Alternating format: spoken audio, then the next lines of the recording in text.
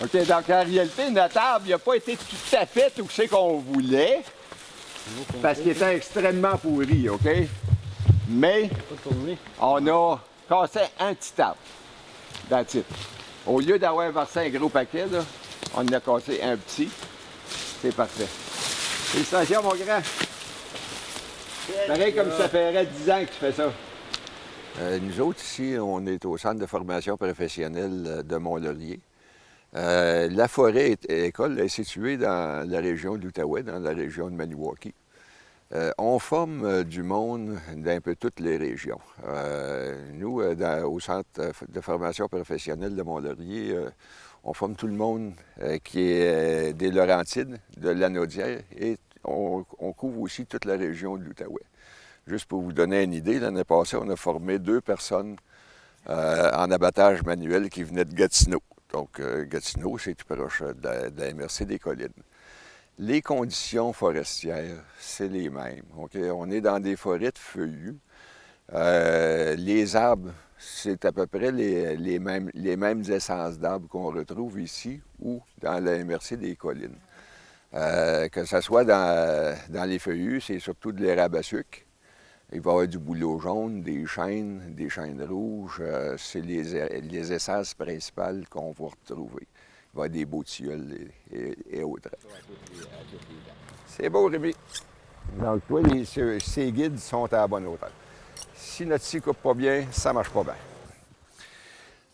Après ça, bien, ici, on a 2 outils qui sont importants à traîner avec nous autres. On appelle ça ici, c'est un coin d'abattage.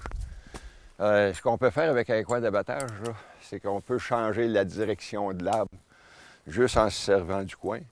Un arbre qui penche d'une direction, on est capable de l'envoyer d'une direction pas complètement opposée, mais bien proche. Et on a notre levier d'abattage ici. Vous l'avez vu tout à l'heure, on s'en est servi.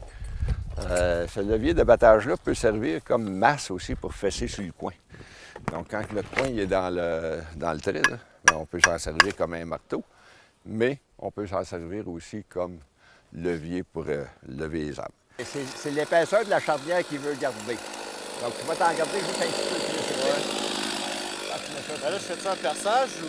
C'est un perçage.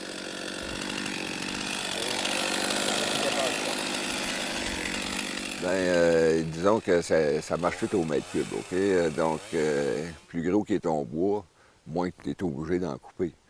Parce que plus gros qu'est le bois, plus de mètres cubes que tu vas avoir dans ton arbre. Mais quand on fait une moyenne, disons que la moyenne des arbres, si c'est 0,8 mètres cubes par arbre, bien, tu en coupes 80, ça te donne 64 mètres cubes dans ta journée. Puis si tu en coupes 100, bien, ça va t'en donner 80 mètres. T'sais. Donc, plus que tu en coupes, bien, plus que ta paye va être élevée. Donc, si tu as 3 piastres du bête, puis tu coupes 80 mètres, ça te donne 280 piastres dans ta journée.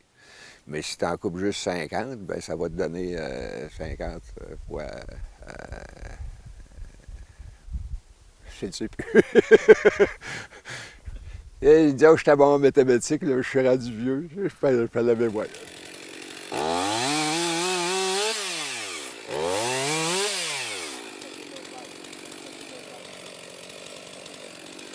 Moi, j'ai 61 ans aujourd'hui. Ça fait depuis l'âge de 18 ans que je suis dans le bois. C'est quoi qui m'a amené vers ça? Moi, l'école, là, ça n'a jamais été un gros plus pour moi, là. Moi, j'aimais être dehors. J'aimais travailler avec mes bras, mes mains. J'aimais faire des choses dehors.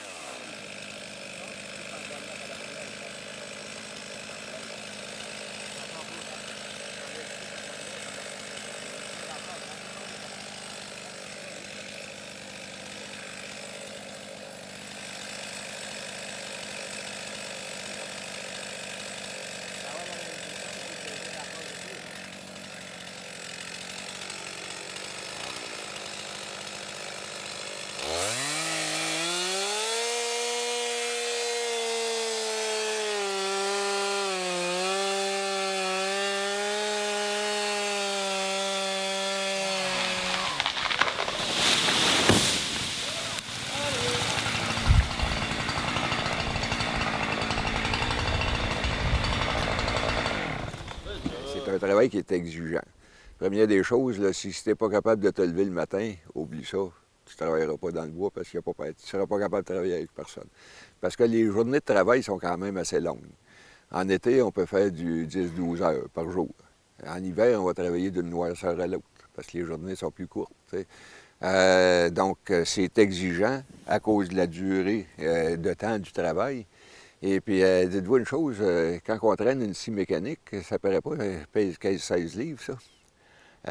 Puis tu travailles avec toute la journée, là, ben, il faut que quand tu vas commencer à te faire des bras, parce que il faut que tu entraînes ta scie. Bonjour, moi c'est Yannick. Moi c'est Rémi. On vient les deux de la rive sud, c'est-à-dire Châteauguay.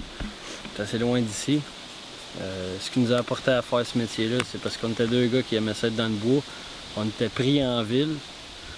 Puis aussitôt qu'on est arrivé ici, ben regarde, on a du fun, puis on capote. Un gros speaker, hein, comme qu'on dit, il n'y a rien de mieux que voir un arbre tomber puis l'entendre craquer. C'est vraiment un beau ressentiment à avoir. C'est quelque chose de vraiment palpitant.